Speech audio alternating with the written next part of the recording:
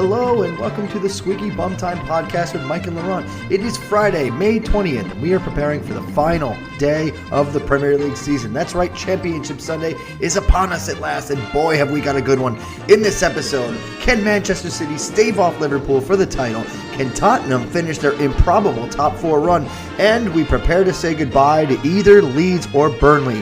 Who's it going to be?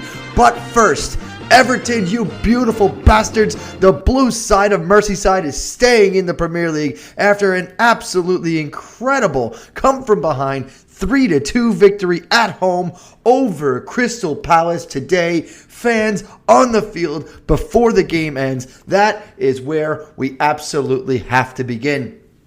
And what a game it was. Now, going into the game, just for context, right?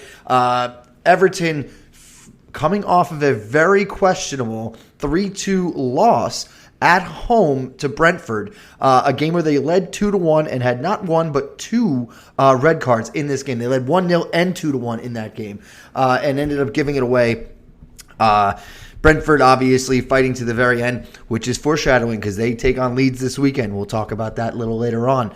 But so they're on 36 points heading into this game and just a point above Burnley and Leeds. Now, obviously, a win guarantees them safety, but that certainly was not guaranteed, especially after Crystal Palace jumped out to a 2-0 lead early in the first half. And you have to say, the second goal, you had to pour one out for the Evertonians. Jordan Ayew on the 34th minute takes a bite, I mean a big piece, out of local boy Anthony Gordon. He stays down, and the ref shows him a yellow. Now that is easily, upon further review, easily a red card challenge. Not even close. And they choose not to give him a yellow. Ayew gets up, the play continues, and what ends up happening is he becomes the man who puts it into the back of the net to go up 3-2 just literally seconds later. Zaha kind of hits it a little bit. Pickford does whatever he can to get a hand to it, but it only goes right onto Ayew, who pokes it across the line. 2-0 Palace. 36 minutes go by. I don't know what Frank Lampard has said to the team at halftime. He brought on my beloved Dele Alli, which, as we all know, probably was the difference. But it was just bare your soul time for Everton, and you could feel the last few games at Goodison Park had an absolutely raucous feel to it. You know, we've talked a lot about Brentford Stadium this season. We always talk a lot about actually Crystal Palace and Selhurst Park, some of the smaller but absolutely crazy loud grounds. And I gotta say that, you know, Goodison Park is as much to credit for Everton's safety as any single player on the pitch. But Keane gets one back basically off of a free kick right around the halfway line. I mean, it's kind of a passes it around a bit, but he's the one who knocks it in, and then it's on, right? Like, I mean, they take off Gordon around 60 minutes, which has been the trend the last few games. Demarai Gray comes on. He's a big piece of this goal. Richarlison, who I give him a lot of shit, but he has been everywhere for Everton the last month or so. I think he had 5 or 6 shots today. And it's one of those where he just, he is the Johnny on the spot. He goes right out. Anderson blocks a shot from, I believe, Coleman, and he's the man on the end of it right there. Sorts his feet, nails it into the net. 2-2, 75 minutes gone. Now, at this point, you're telling yourself, okay, well, Everton now they're on 37. A point doesn't do them a whole lot of good, but it does get them closer to goal difference with Burnley. So now they're only 2 on goal difference behind with Burnley again. So a number of things are back in play, essentially. But I digress. They continue pushing for the winner, and it comes Dominic Calvert-Lewin, who really has had a really poor year, right? Had a great start and then just disappeared. Injuries playing a part, of course, but this is an interesting one. Demarai Gray, as I mentioned, basically he pops in a long ball from a free kick, and there it is. It's Calvert-Lewin, throws himself right at it, pops his header past Jack Butland, near post, and it is absolute bedlam at Goodison. Fans, not all, but a good amount of fans stormed the field. It's 85 minutes gone at this point. This game is not over. And I forget who the announcer is. He says this 3 or 4 times. This game is not over. This game is not over. And so they have to get everybody off of the field. Crazy, crazy scenes. Richarlison ends up taking a knock, and he comes off on the 91st minute. 7 minutes of extra time. They finally end the match in the 98th, and then the party is really on. Everyone and their mother from the blue side of Merseyside flies onto the field. Pitch invasion, which was sort of expected. Absolute scenes for the Evertonians, and I got to say I'm happy for them. This was a Murphy's Law kind of year for them. It's certainly not anywhere close to how they wanted it to end up, but there's just such a breath of fresh air and a relief among those fans that they won't be going down for the first time ever, right? Like, they've never been relegated in the Premier League, and I think that's really something. I mean, it's something, right? So that's how we start, and so that's the only storyline that is settled realistically heading into Sunday. I can't remember the last time we had storylines at the top 4, and at the bottom of the table, all simultaneously on Championship Sunday. Even though they may seem somewhat settled, don't fool yourself. There could be a 93-20 in here somewhere. It could be for City and Liverpool. It could be for Tottenham and Arsenal, and it could be for Burnley and Leeds. So with that, let's talk a little bit about the Manchester City Aston Villa game. Now, City will be at home, but of course, they take on Aston Villa, led by none other than Liverpool legend Steven Gerrard. You know that it had to be this way, right? After a full week of rest, because they didn't play midweek, what will they bring? They don't have Diaz. They don't have Walker. Will there be a party at the Etihad? It's anyone's guess what Pep is going to do. Looking at what they had last time out, where they struggled against West Ham, right? They had Zinchenko on the left, Laporte and Fernandinho at center back, and Cancelo. Fernandinho was a mess. We talked about it on our last episode. But you don't have John Stones and you don't have Ruben Diaz. So I don't really know what your other options are. I mean, I'm sure if Laurent were here, he would say you have to play Nathan Ake, and even maybe you play him in center back. But I don't know. I would think that you would play Fernandinho in the pivot, if anything. But it's interesting because last season in the biggest game of the year for Manchester City, they had all their swinging dicks, as they say, right? And they chose to deviate from the plan. And they put Fernandinho in the Champions League final. And as soon as that happened, Laurent texted me and said, we're in trouble. And lo and behold, that's the exact gap that I believe it was Havertz found and scored for Chelsea to win. Now keep in mind, a draw is not going to do it. Right, a draw is not going to do it. They go into the weekend up 1 point on Liverpool. Sure, they've got their goal difference, but now it doesn't mean anything. They're a point up. They have to get a win or a Liverpool draw or loss, right? That's obviously the way to the title. But I don't think you can rely on Liverpool at home, especially with everybody. All the beauty of Championship Sunday is everybody's going to be scoreboard watching if you have to. Manchester City has no reason to be scoreboard watching unless 10 minutes go by, and then 20 minutes go by, and then 25, and it's still 0-0, which, as we've seen many times, if City struggle to score in the first, call it 20 minutes, they could be in trouble, right? Generally speaking, they do break teams down, and they do find their goal and their victory. However, it does not come easy if they can't break somebody right through early. So, the other interesting thing is Grealish, Jesus, and Mahrez certainly won't be playing up front. You've got to think that Phil Foden will probably have a part to play in this game, although Grealish was really a boss in the play out there in the second half for City last weekend against West Ham.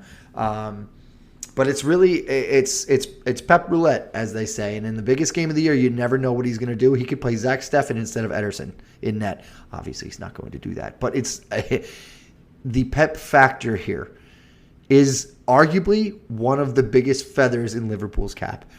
We don't, frankly, have any clue what he's going to do. And let's hypothesize on something for a second. Early second half, Manchester City get a penalty called in their favor.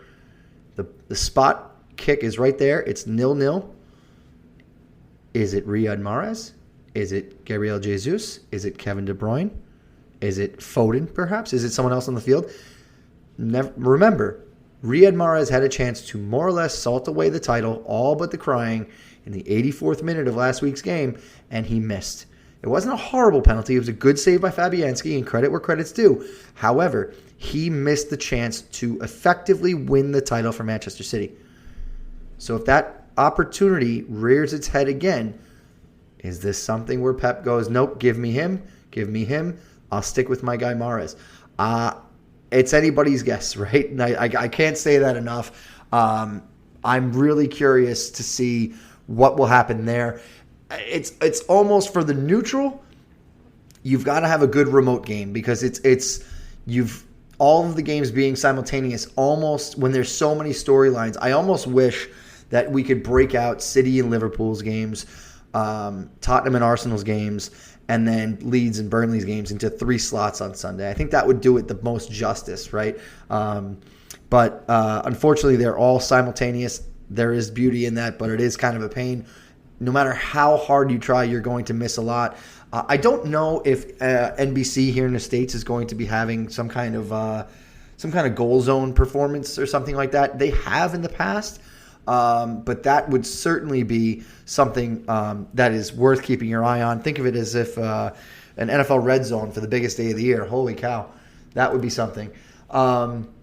So that's enough about City, I suppose. But, Aston Villa actually has just finished their second to last game of the season against relegation side Burnley. They draw 1-1 despite the fact that they were, I guess they were only up a man for a few minutes. I unfortunately did not catch most of this game, but just looking at the stats, it's your classic Burnley sit there, bunker, and do what you can, right? Villa with 72% possession, 22 shots on target. They trade goals. It ends up 1-1. And if I'm not mistaken, Villa had to actually, yes, that's right. So Burnley went up 1-0, and then Emi Buendia, who seems to be rearing his head at the right time, big $35 million signing, scores. He was a bit everywhere. He had, I think 6 shots. He makes a really nice finish, and we'll see. We'll see. That sets it up. Is Buendia going to play on Sunday? You don't really know what kind of lineup Aston Villa is going to come out with. You didn't have Coutinho in this game, who did come on as a sub. You didn't have Bertrand Traore. Danny Ings as well came on as a sub. So you've got to think that Digne and Cash and Mings and Chambers and those guys will play on Sunday. But having just played on Thursday, does that affect them, right? This is a very rare week for the non-European sides where they have to play 3 games in 7 days, a lot of them. So how does that affect them? How are they well prepared for this or not, right? So we'll see. And we'll see if Jack Grealish gets his chance to win the trophy while his old boys sit there and watch, right? So there's a lot to take in there just at the Etihad. Going over to Anfield, you've got Wolves taking on Liverpool. A lot of questions for Liverpool as well. Obviously, all of Anfield is going to be scoreboard watching because they get to score 40 goals, but it's not going to matter if City take the win, right? So there's going to be a nervous energy, I would imagine, amongst the Reds and their supporters. And another question is, as I mentioned with City having their injuries, Liverpool don't have, well, I shouldn't say don't have. Mo Salah is a huge question. Virgil van Dijk is likely to play, but also questionable. Trent Alexander-Arnold did not play. Andrew Robertson did not play in their last game earlier in the week. I think it was Tuesday. So who is going to play for Liverpool? Now you've got to hope, if you're a Scouser, you've got to hope that all of those guys are going. Is Thiago healthy? There's a lot of questions based on what is Jurgen Klopp going to be able to do before leading into Sunday's game. So there's really not a whole lot to say there. If Salah does not play, by the way, he'll finish the season on 22 goals and 13 assists, I believe. Definitely 22 goals, and I believe he's on 13. Yep. So he's leading in both of those categories. Trent Alexander-Arnold's on 12, so he's got a chance to be caught there. And Heung-min Son is on 21 goals. And as I actually looked it up before we got on the air today, there is no tiebreaker for the Premier League Golden Boot. So if Salah were not to play and Son were to score on Sunday, they would both be given the Golden Boot, which I find kind of interesting. And that happened in 2018-19 with Salah, Aubameyang, and I forget another. I think Mane maybe. But yeah, so that's an interesting storyline to keep in mind, and that's a good segue to the North London. The North London Rumble for fourth place, if you will. Tottenham heading up to Norwich. And the message is simple. Get 1 point against already relegated, lowly, last place Norwich City, and you are back in the Champions League after a few years of a hiatus. They, on the other hand, are not injured.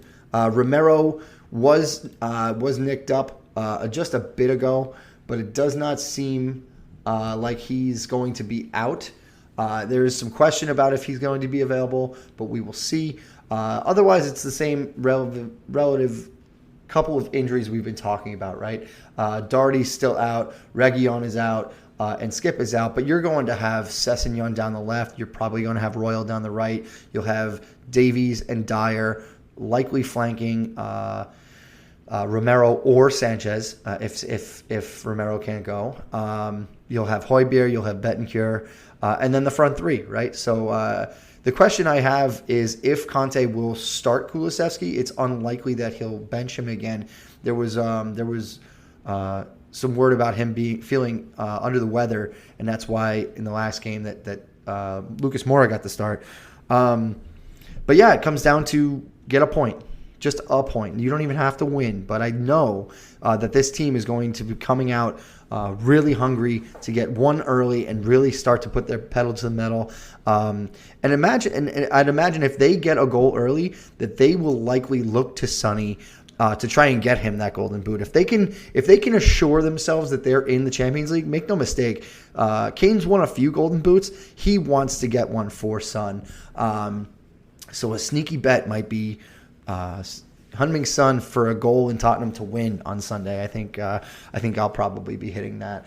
But yeah, otherwise it's really it's pretty simple. It's pretty straightforward, right? Like destiny by some cosmic nonsense is in Tottenham's hands after the absolutely tumultuous, ridiculous season they've had. Starting with Nuno, going back to what Conte comes in November, and the meteoric rise that they've been on. They've been the third best team behind City and Liverpool since that time, and they're bearing it out, right? If Chelsea had not gotten a point today, then theoretically we would have gone into Sunday with Tottenham having a chance to take third place from Chelsea. So really, really interesting stuff there. And again, to give them their due, Arsenal and the all or nothing production staff will take on Everton. Everton might still be hungover for all we know. Arsenal are at home. Expect them to beat the brakes off of Everton in this game. I don't imagine Everton have anything left to play for. They won't even care. Half of them probably won't even get off the bus. The only one who likely will show up for this game is Dele Alli at this point. But you know that it's effectively meaningless. Like I said about Liverpool, all of the Emirates will be, scoreboard watching and seeing what Spurs are doing. And if Spurs take care of business as they absolutely should, this game is completely irrelevant. So, it's likely that Arsenal will win. It's likely that Arsenal will win by multiple goals, but it doesn't seem like it'll end up mattering all that much. So, yeah, we'll keep an eye out. We'll see. But there's really just not a whole lot there. And then the third and final showdown in the table. We alluded to it. Burnley on 35 points. Leeds United on 35 points. Both heading into final day showdowns. Leeds travel to Brentford, as I mentioned earlier, and Burnley are at home against Newcastle. I don't know.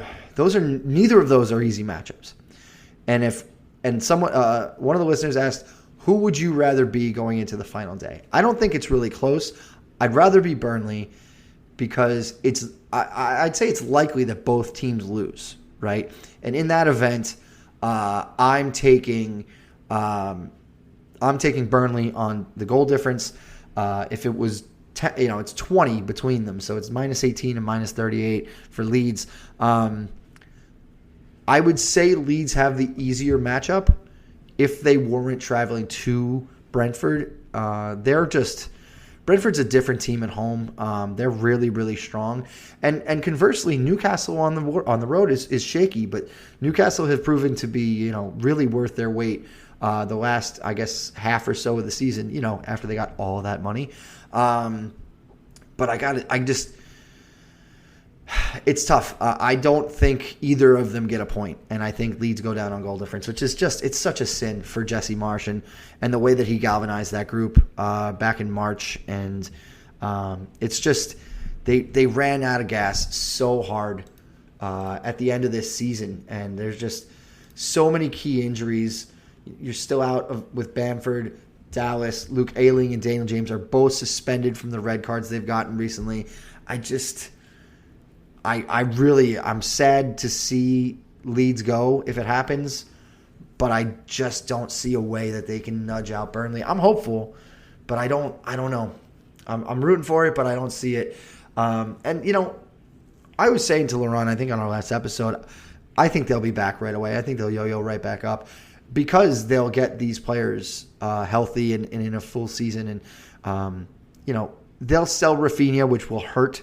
But I'm not sure that even without Rafinha, that there's anybody that's going to be in the championship next year with enough quality to really give them a run. I think they finish in the top two and they bounce right back. So hopefully Jesse Marsch will only be doing the brief Ted Lasso appearance in the championship, as Laurent had said. But yeah, and looking around Europe, we had a final this week, believe it or not, and we've talked a lot about in right around this time last year when Chelsea and City were getting ready for the Champions League title. There was just no build up, right? I don't know why the biggest games of the year in the UEFA schedule feel sandwiched and shoved in, right? Eintracht Frankfurt and Rangers played in the Europa League final on Wednesday. And for the life of me, I didn't know that this was happening until about 4 hours before it did. Now, not that the Europa League is the biggest thing in the world. For Eintracht Frankfurt and Rangers, it certainly is. I mean, this is a golden ticket into Champions League. This is a trophy. It's a European trophy, right? It's a big deal. I'm not saying it's not, but I don't understand why there's not more build-up to this game as a function of the end of the year finals. Because now you've got three of them. You've got the Europa Conference League, and even that is happening next Wednesday, which is a few days before the Champions League final. So I'm just puzzled as to why you're not worrying about the same teams or even leagues, really, in general, in some cases. But there's no reason to not have had this game next Thursday, with some teams still playing their final games of the season. If this was West Ham, for instance, if West Ham had beaten Frankfurt, they have to turn around and play their final game of the Premier League season on Sunday. I don't understand that. That doesn't make any sense. So it's just, look, if you were to look at what the Super Bowl does, what the NFL does with the Super Bowl, and you said give me 10% of that, you would nail it, right? I'm not calling for this overblown, insane amount of coverage, but just for Christ's sake, something, right? Like, have a build-up to what you're supposed to be. You're giving a trophy out at the end of the game. This is supposed to be one of the biggest days on your calendar, and you just let it go by with a whimper. And I'm never really sure about that. And so as much as there's not much with this, there's only slightly more for the Champions League, which, by the way, gets about 5 to 10 times the viewership of the Super Bowl worldwide.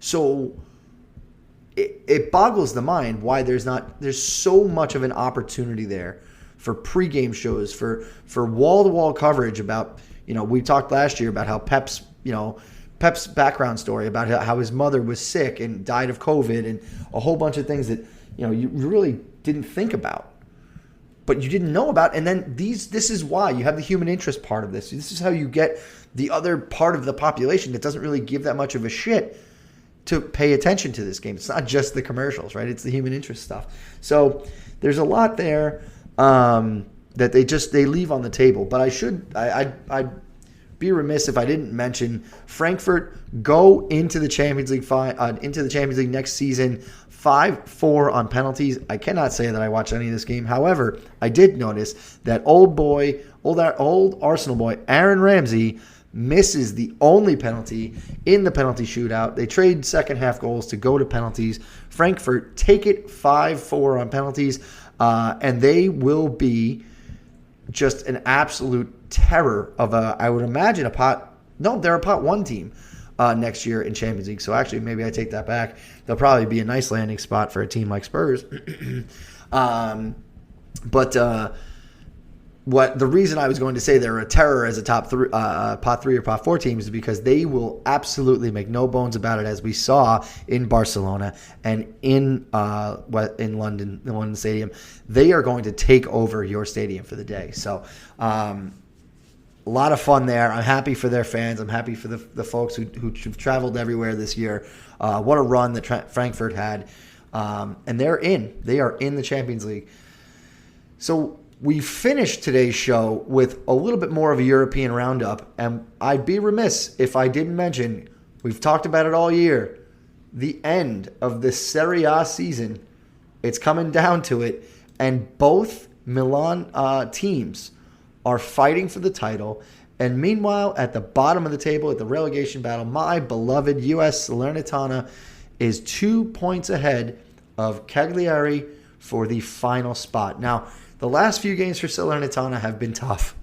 They've blown a lead to Cagliari in the 99th minute of the game to draw 1-1 with them. Otherwise, that would have guaranteed safety. They missed a penalty in the 86th minute that would have given them the win last time out. That also would have guaranteed them safety against Empoli. But, they've made a run. They're undefeated in, I believe, 7 games now. Let's see. Let's go back. Let's see. 1, 2, 3, 4, 5, 6, 7. Yeah, 7 in a row. They've gotten at least something out of. And they take on Udinese. No slouch. They've beat. This actually was the start of that unbeaten run. Udinese sits 12th with an almost even goal difference. They're on -1. Certainly not really that motivated. They can't go up to 11th. They can only fall as far as 13th. So maybe they'll be checked out, and I certainly hope that they will be. But Salernitana, the interesting thing for them, again, scoreboard watching, they don't guarantee safety with a draw because goal difference is the third tiebreaker with Cagliari. The Italians do it a bit differently than the English. The first tiebreaker is head-to-head. The second tiebreaker is goals scored in head-to-head. Cagliari and Salernitana are away goals, I believe. The two teams in question tied 1-1 at both parks. So there's not really much of a story there. And the goal difference is -41 for Salernitana and -34 for Cagliari. So if Cagliari are to win, Salernitana need to win.